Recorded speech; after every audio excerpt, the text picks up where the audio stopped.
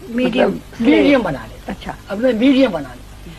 اب وہ میڈیم بنا کے اس کو وہ پریشان کرتے ہیں اور اس میں وسوسے ڈالتے ہیں, ڈراتے ہیں اور یہ کرتے ہیں, تو اس کو بدروح کہتے ہیں.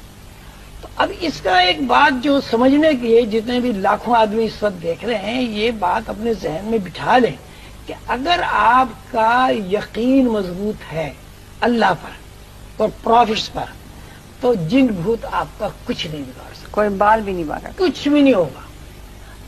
ساری جو کتابیں ہیں آسمانی, اس میں یہی ہے کہ ایک اللہ ہے اور اس کے پروفٹس ہے, اور اللہ نیک بندوں کو پسند کرتا ہے.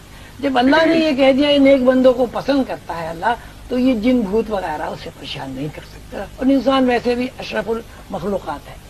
تو یہ آپ کے ساتھ کچھ ایسے ہی چکر ہے کہ آپ کا شعور کمزور ہے دماغی طور پر.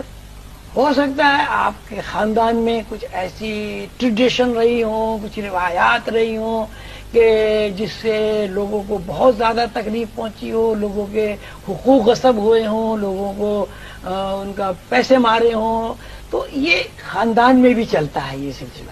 تو آپ کا جو شعور ہے وہ کمزور ہے. تو اس کا علاج کیا؟ اس کا علاج یہ ہے کہ سب بس بہترین بات ہے کہ آپ کا شعور طاقتور ہو.